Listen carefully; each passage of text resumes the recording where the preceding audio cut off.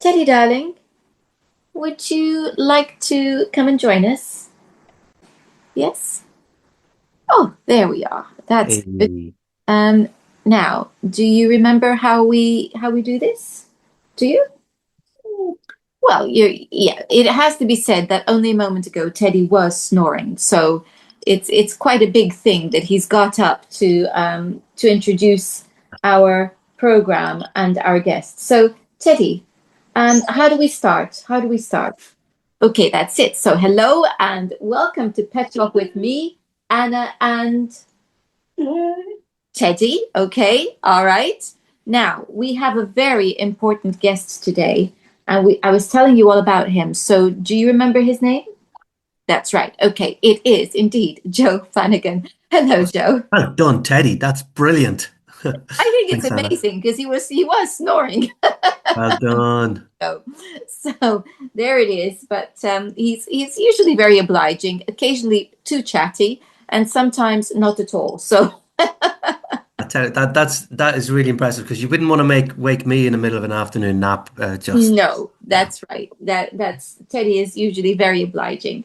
So okay, we welcome you, Joe, and we welcome you because you have lots of knowledge about something that I know very little about, and that is a dog's skin microbiome. So, what is the skin microbiome, and what does it look like in a dog, or what should it look like in a dog? Well, that's a really great question, and I guess that I love that question, particularly because when we speak to pet guardians about their usually dog rather than cat skin microbiome, to be honest with you. It's usually because there's a problem with it. So, and if there isn't a problem with it, then they may not end up speaking to someone like us. So we talk about the skin microbiome quite a lot. Um, it looks different from person to person, from dog to dog, from animal to animal.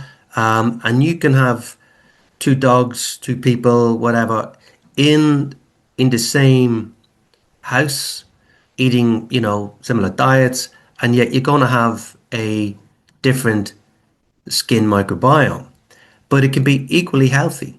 So the difference for me, the simple difference in the practicality from in the area we work in, is that with a gut microbiome, there's some specific bacteria in there that are going to produce specific vitamins and do specific jobs and be recognized by the gut lining and so on.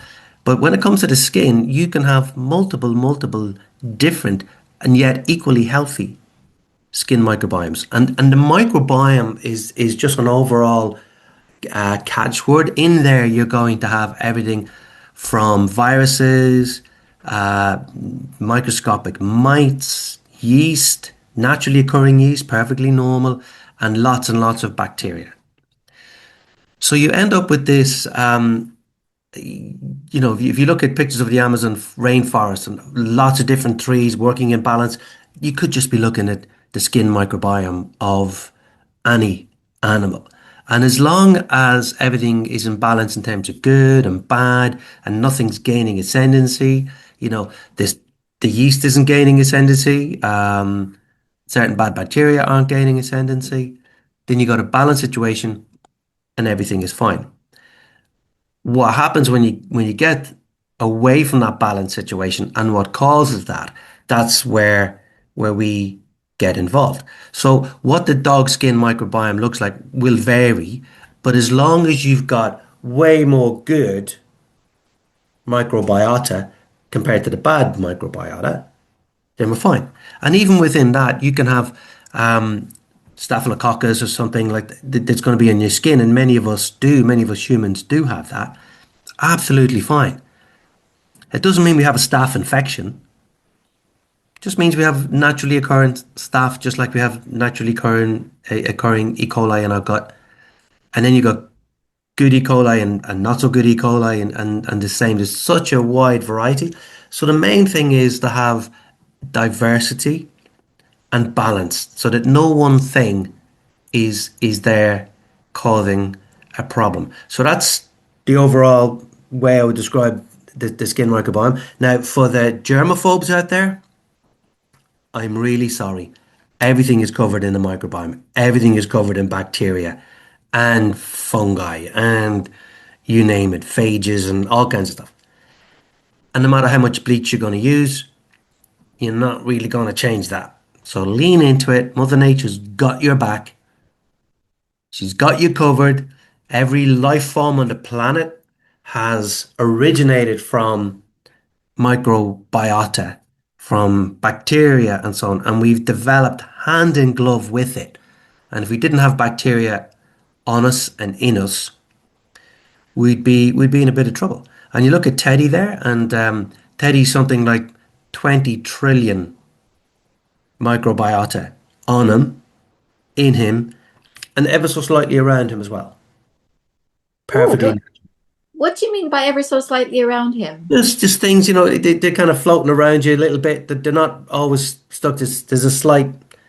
I'm not talking about aura or anything like that. It's just that it's as you move, you're leaving bits of bacteria behind you. So we're all breathing in a lot of bacteria every day, and it's coming from everything. It's coming from Teddy as he walks past. It's coming from you as you walk past Teddy. It's coming from the leaves outside, and it's just ever present, and absolutely, totally natural and necessary.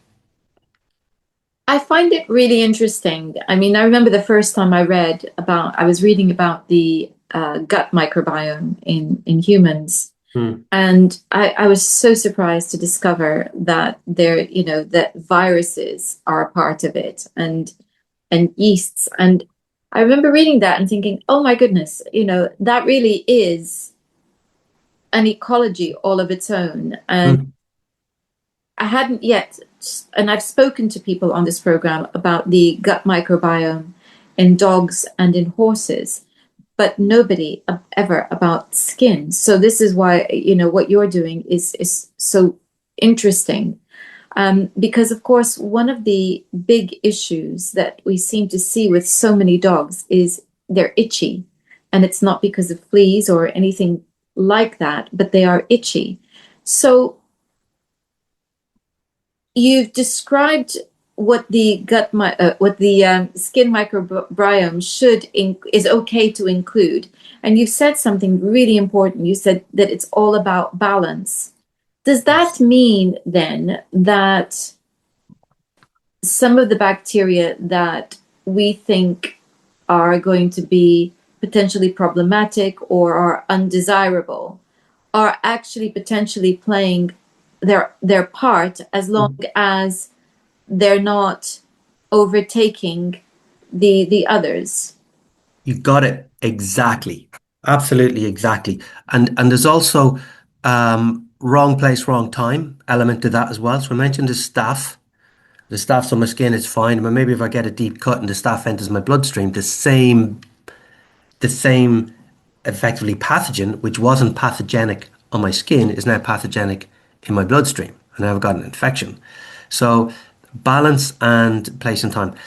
The best way I can explain that is at the London Vet Show a couple of years ago, we were one of my colleagues was attending a presentation by one of the laboratories where vets would send swabs, and they were talking about ear conditions. Now, the ear is a particular microcosm, really interesting to talk about because it demonstrates lots of things in one little place, right?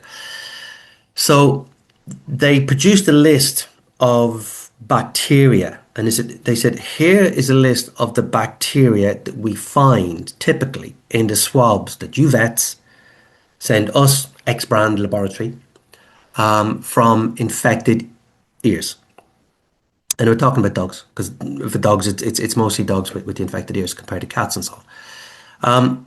And also, here's another list of bacteria that we find in swabs that you vets send to us, Brand X Laboratory, from the non-infected ears. And you can probably guess what I'm about to say. It was the same list. So it's all about the numbers and it's all about the balance. So the same bacteria were present. So if you do a yes or no study, yeah, they were there, but it was all about the numbers of those bacteria and which ones have the ascendancy. Now, that's where we get involved because obviously we use good bacteria to change that ascendancy situation. The ears are a really good way of, they're like a microcosm of what's going on elsewhere. And the ears is just an extension of the skin. But in the ear, people would be used to having a situation where you got a problem and then you're using something, some antibacterial property to get rid of the problem. And that would be fairly standard practice. And again, we're talking about skin microbiome, and the ears are an extension of the skin. So what our vet found out when we started talking to him, he said, "This is great. We have had so many repeating ear infections that we've come to realize what the problem is." And he said we would have a dog again, usually a dog with some ear infection for some reason. There could be a grass seed in there. There could be something that's caused the problem. And ears are a bit tricky because allergies come into it and narrowing of the canals as a result and so on. Um, but he said we'd use an antibiotic to wipe out the problem, and the problem would go away. So on the face of it, job done. But a surprising amount of times, the same dog would represent. You know, you'd have a couple of weeks of antibiotics, and then a couple of weeks after that, after they finished, it would be representing with an ear infection again. So they started swabbing every time the dogs would come back. And what they found was really interesting is that it wasn't the same infection. It was a different infection. It wasn't that they didn't get rid of the infection and it re-emerged. No, no, they got rid of the infection. But now they'd figured out before we spoke to them that they had wiped out the microbiome of the ear. The ear was now undefended. So never mind about balance, it is completely gone. There's nothing in there that's gonna keep the bad guys at bay. And the ear is a great place for bacteria. There's lots of food, it's out of the rain, it's nice and warm. It's perfect, right? So he was delighted, and we actually managed to save the hearing of some of dogs who had a total inner ear ablation planned because of repeat infections, repeat infections, repeat infections. And also, what was happening was that it would get to the point where they were ending up with resistant bacterial infections because that's what happens when you keep using a chemical way of fighting bacteria. Eventually, Mother Nature becomes wise and the bacteria grow resistant, and it can spread that resistant ability to their buddies, and all of a sudden you've now got a resistant version of MRSA or MRSP or whatever wherever it is. So if you take that to the skin and apply the same, it's exactly the same. Also on the teeth, the teeth, the gums are an extension of the skin. I suppose you could say we do a lot with teeth. The microbiome. Okay, so here we are, the average dog, healthy microbiome, dog next door, healthy microbiome, completely different. What can upset that? What can cause that to go out of whack? And you got to look at the internal causes. Speak to your nutritionist, look at your diet, look at if there's carbs in there, tut tut. Let's take a look at what's going on there. But also, what are the external forces that are impacting directly upon the dog's microbiome, skin microbiome? Now, when you look at advertising, and I'm trying to curtail myself here.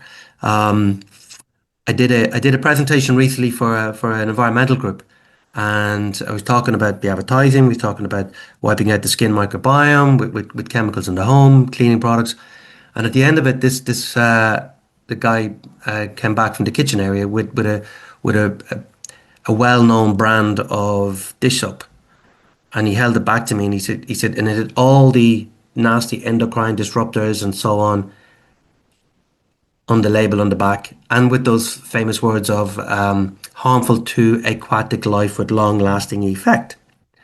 And he turned around and he said, "But it's got a baby on the front." I went, "Yeah, that's called marketing." So when you look at it, we've grown up, and I make the joke about germaphobes, and it is a bit of a joke, but it's not really because we've grown up with in an antibacterial marketing cauldron. This product kills all known germs dead. This product kills 99% of germs dead. Do you know what's lurking under your rim? And here's our brand X bleach to do it. Okay, that's fine. So what am I cleaning my floors with? What am I spraying around my house that's designed specifically to kill bacteria? And where does my dog sleep? And how many times a day does he wash? And how many times a day does he change his coat to get rid of those chemicals? So not only have you got reports out there showing that the level of chemicals inside the blood and urine samples of cats and dogs is considerably more than the chemicals inside the blood and urine samples of their owners. So there's already a chemical intake, which you can see directly the effect of the antimicrobials and what they play on the skin of your pet. Now, even most friendly, I'm being very careful with my words, most friendly, pet friendly cleaning products will say something like, keep your dog out of the house for half an hour, or wait till it's dry before you let your dog back in. You go, okay, where does my dog sweat? Through these things, right? That he walks across the floor with. And then he might lick, of course, as well.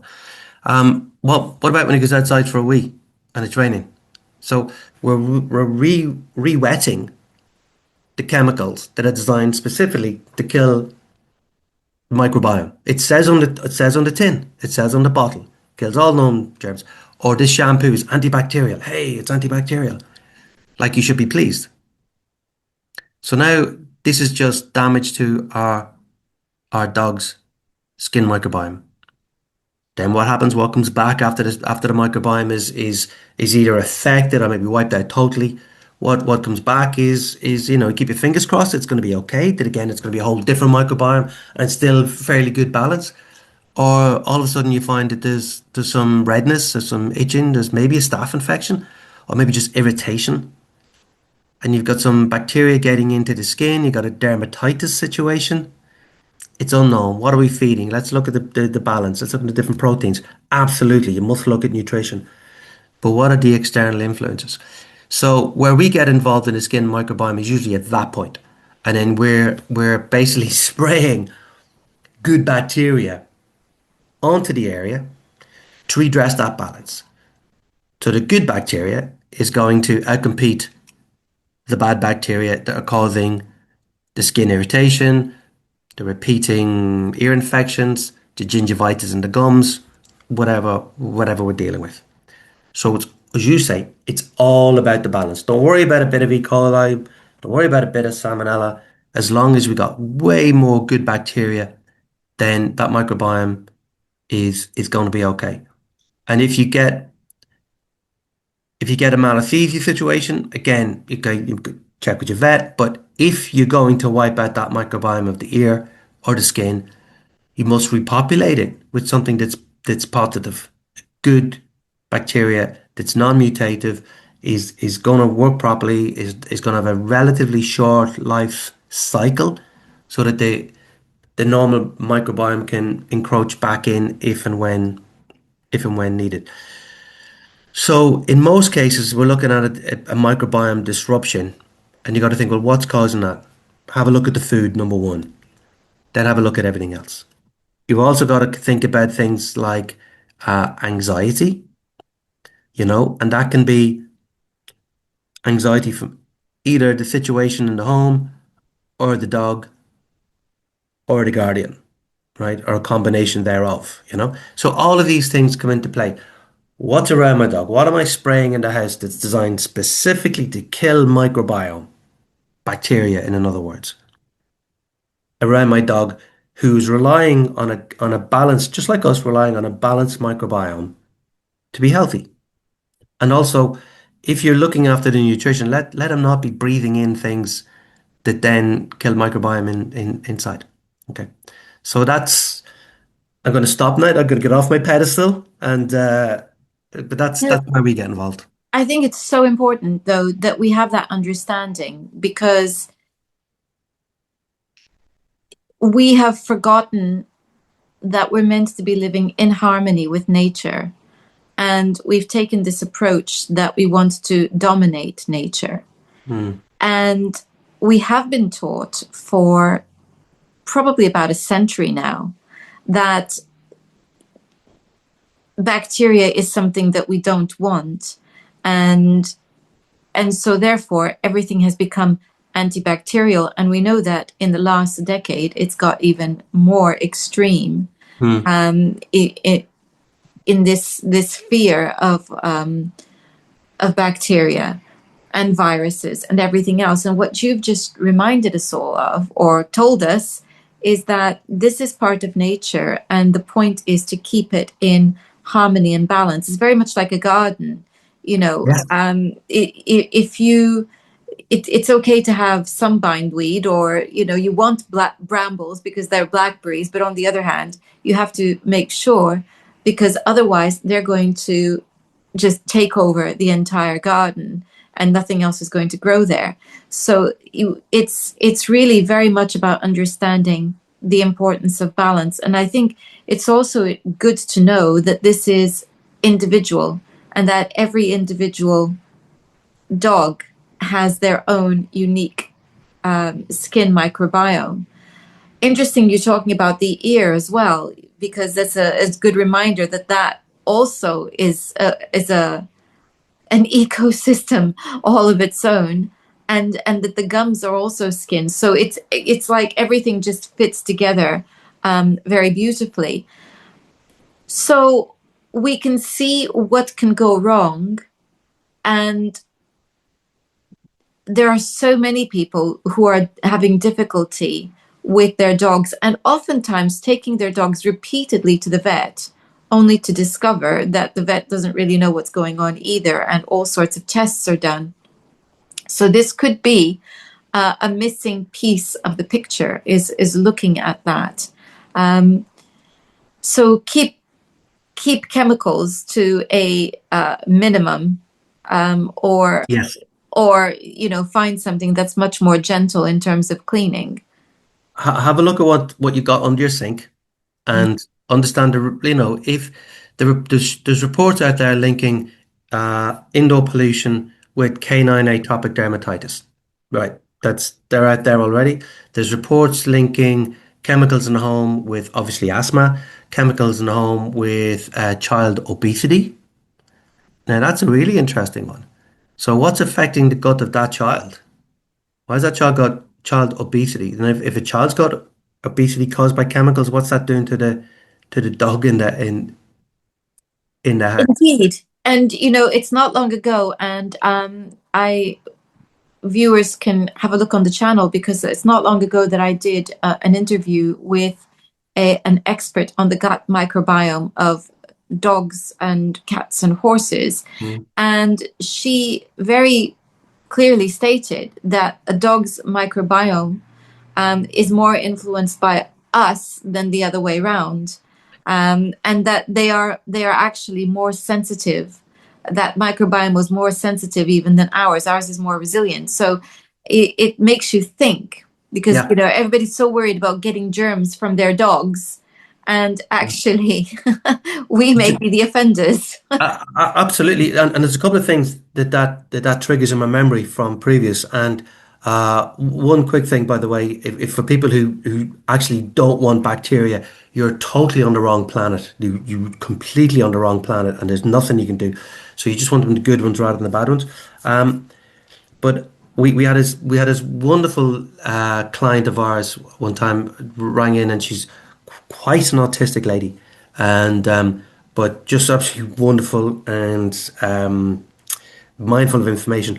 And she was telling me about sending her dog's poop away to a particular company, that somebody we both knew, to have it analysed. And because you can, as you know, you can tell an awful lot. And they wrote back something along the lines of, "Oh, this is strange. Your dog's got the kind of microbiome or 20% of your dog's microbiome is something we'd expect to see in humans with autism. And you're like, whoa, I knew we were connected, but that is really strong. Another study I read from Bristol University, somebody mentioned it, and it was talking about resistant bacteria. And it was saying the resistant bacteria they found in the poop of dogs that were raw fed over the compared to the poop of dogs that were kibble fed. And I would be very leaning in the natural way. So I thought, I want to know more about this.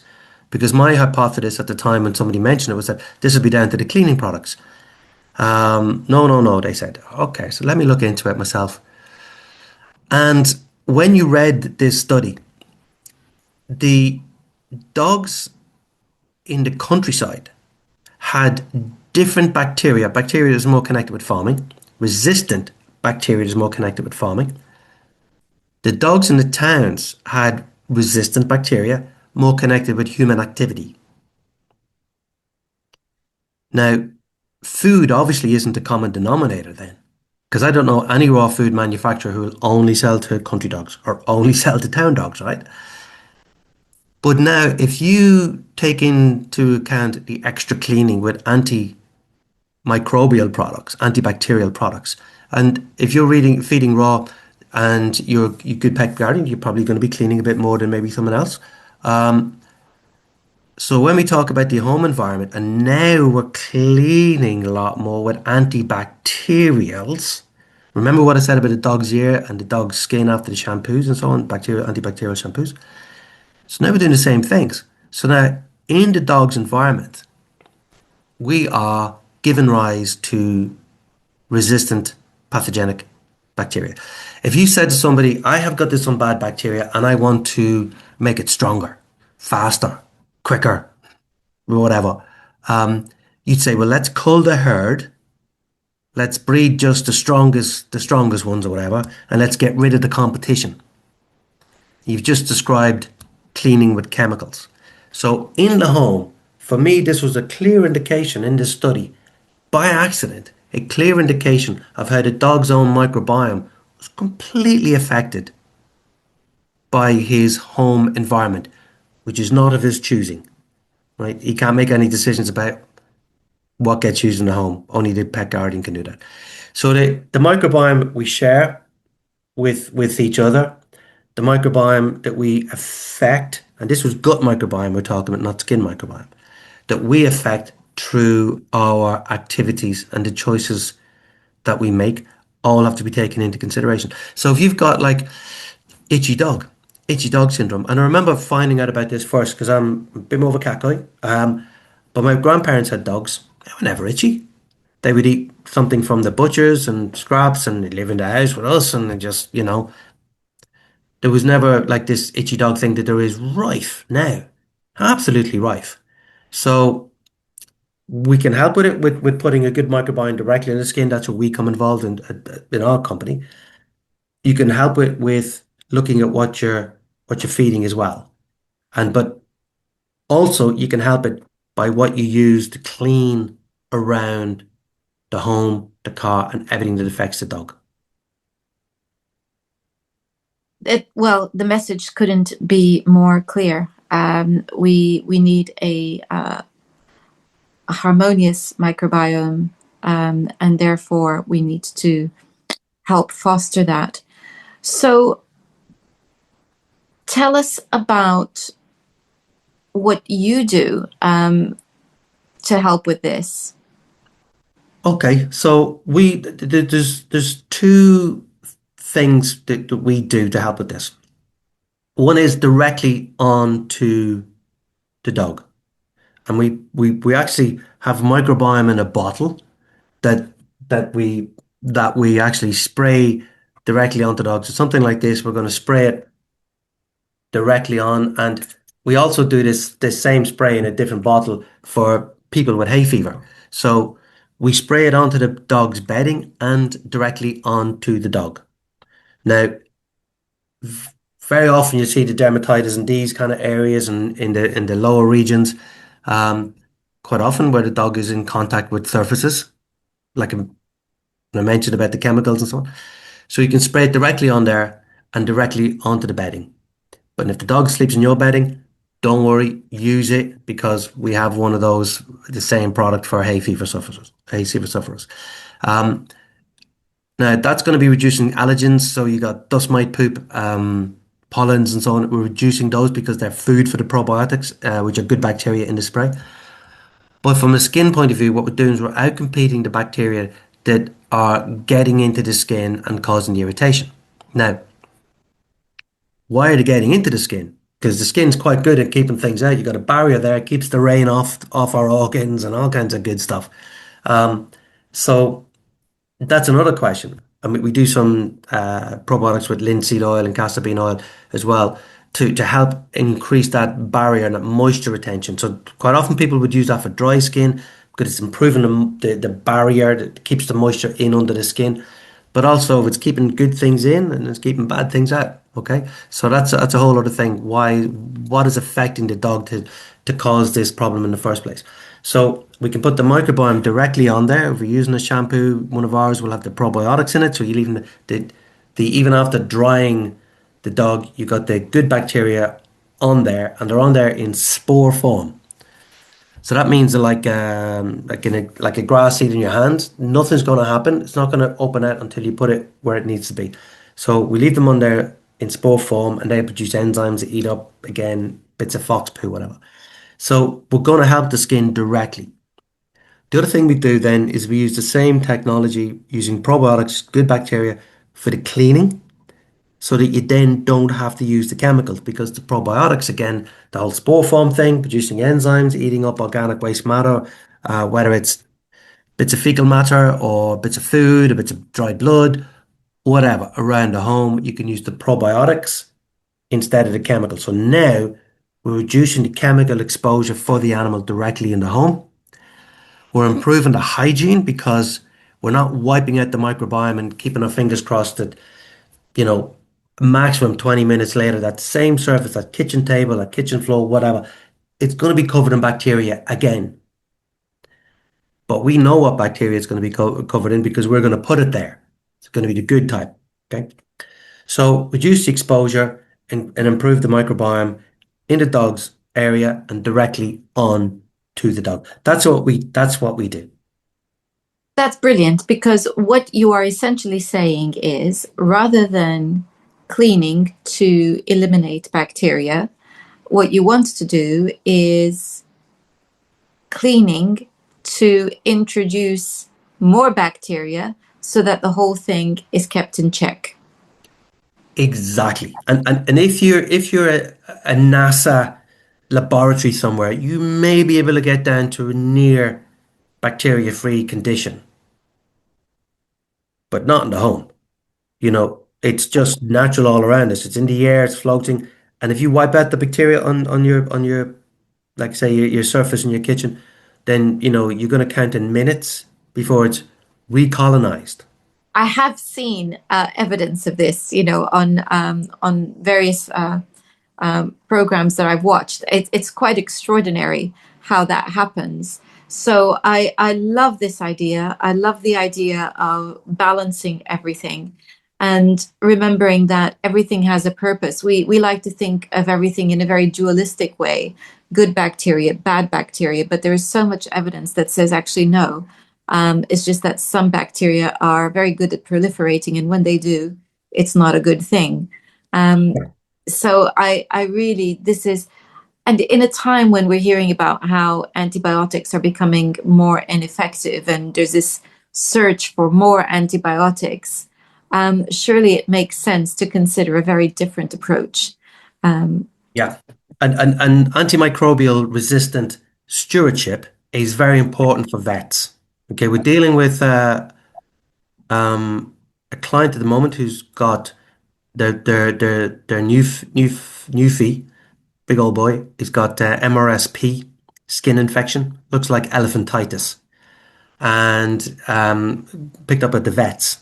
Now the vet is probably cleaning and so on, but stewardship against AMR, antimicrobial resistance, is a big topic. And the antimicrobial resistance comes from two places. It comes from the obvious overuse of antibiotics. And don't get me wrong, right now I'm on antibiotics, and sometimes they're the only thing. I've got a sinus thing and a whole, you know, and thank God whoever invented those things, it they save lives.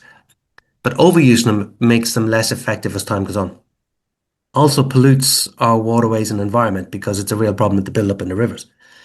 But the other place that antimicrobial resistance comes from actually predates the invention of antibiotics, and that was chemicals.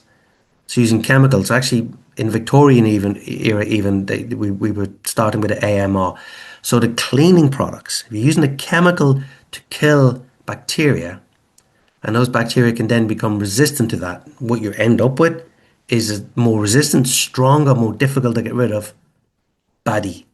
So you end up with a less hygienic situation. Now, one of the slides we have on our when we do presentations is from a dentistry, and they just coincidentally we had a test done, I think 2019, and they're swabbing all these surfaces in this dentistry. They do the same during COVID. Now, the difference in the dentistry is there's way more antibacterial cleaning going on because it did dentistry in COVID. Okay. Now, you don't get COVID from surfaces. That was known early as September 2020 and reported widely, but that got hidden because it didn't have cell cleaning products. So we redid the whole test, exactly the same swabs, exactly the same place. And you can see in our presentation the bar graph. So you got all these colors in a bar, all representing lots of bacteria. Okay. And in the next slide, you can see that we're into COVID now, way more cleaning going on, much less bacteria. And you would think that that was a good thing. But the pink element, you don't know, but it's in the bar graph, it's pink. In the first one is streptococcus. And the streptococcus in the shorter bar graph, where there's more cleaning, there's 2.5 times more streptococcus. So in that dentistry where you're sitting down and you maybe you've got open teeth or whatever and open sockets, there's 2.5 times more streptococcus in that environment, which makes it much less hygienic. So you get this counterintuitive situation where actually the more antibacterial cleaning you do, in a lot of cases, the less healthy it actually is. Yeah. And that's on top of then what goes into the waterways and causes problems down the line. Well, you are giving us so much to think about, and it's wonderful to know that there is an alternative approach to this. So, if people want to find you, how do they do that? Very easily, ingenious-probiotics.com. That is absolutely brilliant, and I want to thank you. I'm going to put a link to this in the description box and any social media that you are involved with as well. Thank you very much for your time today, Joe. Thank you, Anna. Thank you, Teddy. He's probably snoring again. Yeah, he is. He's lying down, Yeah, he's snoring. I put him to sleep. Thank Not like you, that.